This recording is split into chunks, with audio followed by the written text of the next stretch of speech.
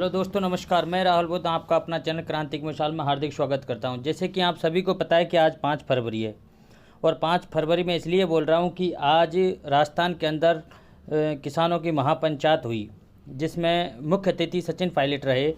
और ये पंचायत इसलिए की गई कि आप सभी जानते हैं कि जो सिंगू बॉर्डर, गाजीपुर बॉर्डर, टिकरी बॉर्डर पर जो किसानों का आंदोलन चल रहा है बहुत ज़बरदस्त तरीके से, जो 3 बिलों के लिए चल रहा है, केंद्र सरकार 3 बिल सरकार ने बनाए थे, उनके खिलाफ जो देश भर में जो आंदोलन चल रहा है, उस आंदोलन को लेकर कहीं ना कहीं हमारी केंद्र सरकार झुक नहीं रही है। और किसान 2 महीने से इस प्रकार से परेशान है कि कहीं किसानों को लग रहा है कि सरकार अपनी मनमानी कर रही है। और किसानों के हित में यदि ये कानून है तो सरकार, किसान नहीं चाहते इस कानून को लेकर तो क्यों आई। तो इसमें बड़ा फैसला ये लिया गया कि राजस्थान सरकार के जितने भी ज़िले थे, सवाई माधोपुर, करौली ज़िला और भरतपुर ज़िला, धौलपुर ज़िला, चूरू, झुंझुनू, सीकर ज़िले के सारे किसान आंदोलन आज राजेश पायलट स्टेडियम में दौसा में सचिन पायलट की रेख देख में किया गया। ये देखते हुए कि आप देख सकते हो कि यहाँ पर जिस प्रकार से जो आपको भीड़ दिखाई दे रही है, भारी संख्या में लोग, बड़े बूढ़े, बुजुर्ग, बच्चे और जहाँ तक कि महिलाएं भी यहाँ आईं। इसी को देखते हैं आपको देखने को मिलेगा कि यहाँ पर बड़ी संख्या में एक महिला जिस प्रकार से आज जागरूक होकर आई हैं, कहीं ना कहीं महिलाओं को इस प्रकार से लग रहा है कि हमारी अपनी ज़मीन छीनी जा रही है। दोस्तों, ये सोचने की बात है कि कहीं केंद्र सरकार को इस बिल के बारे में भी सोचना चाहिए कि आज किसानों के बारे में इस तरह हमारे मुख्य अतिथि सचिन पायलट मंच पर पहुंचे और उन्होंने किसानों को संबोधित किया। लेकिन इन कानूनों से जो दूरगामी नुकसान हमारी आने वाली पीढ़ियों को होने जाने वाला है, उसके बारे में आपको मैं 2 शब्द कहना चाहता हूं। हम सब जानते हैं, आज से कुछ महीने पहले केंद्र की सरकार ने 3 ऐसे कानून बनाए।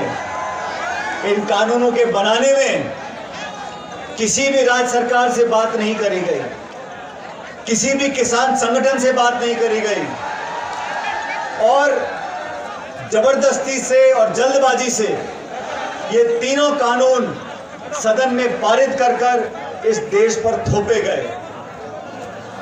ये कृषि कानून, जिनको केंद्र सरकार बोलती है कि किसानों के हित में है, मैं आप लोगों को बताना चाहता हूं कि ऐसे कानून बना दिए गए हैं जिसका विरोध पूरे देश में हो रहा है।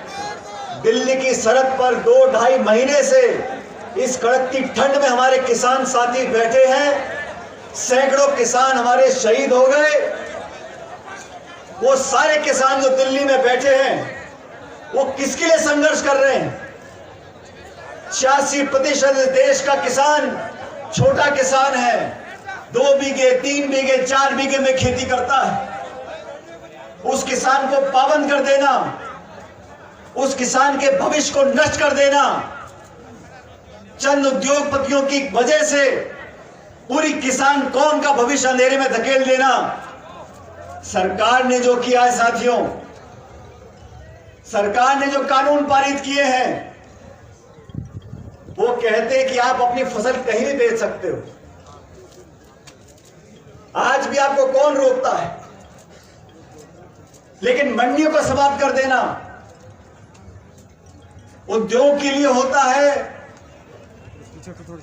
समर्थन मूल्य, किसान का न्यूनतम समर्थन मूल्य जो केंद्र की सरकार घोषित करती है, उनको कानूनों में डाला नहीं गया। छोटा किसान 10 बोरी अनाज लेकर दौसा, जयपुर से कलकत्ता, बंबई जाएगा और वहां पे बड़े बड़े खरबपति उद्योगपतियों से अगर झगड़ा करना होगा तो कहा कि एसडीएम के पास जाओ और कलेक्टर के पास जाओ। इन कानूनों में कहीं प्रावधान नहीं है कि छोटे किसान की रक्षा होगी। इन तीनों कानूनों के विरोध में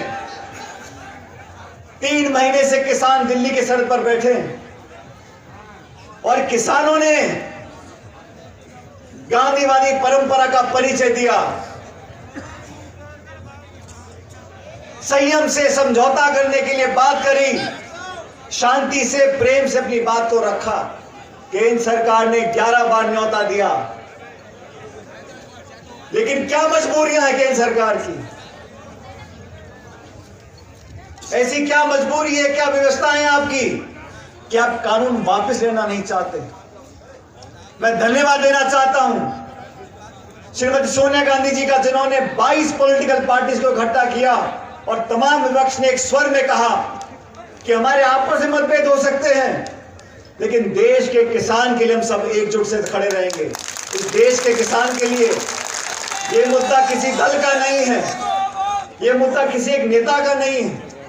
लेकिन मुझे पीड़ा हुई साथियों, गणतंत्र दिवस के दिन जो घटना लाल किले पे हुई, उसकी हम सबको कड़े शब्दों में निंदा करनी चाहिए।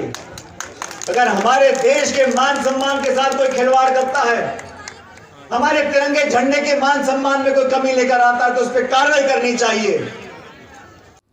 यदि दोस्तों हमारी वीडियो आपको पसंद आए तो लाइक शेयर ज़रूर करना, क्योंकि आप सभी जानते हैं कि जिस प्रकार से मीडिया आपको कोई भी आपकी सच्ची खबर नहीं दिखाती है। आज आपको पता है कि सोशल मीडिया के ही जरिए हमें सब खबरों का पता चलता है। यदि इसी प्रकार हमारी सोशल मीडिया को बंद कर दिया गया तो आने वाले वक्त में हम कोई खबर की जानकारी नहीं रख सकते।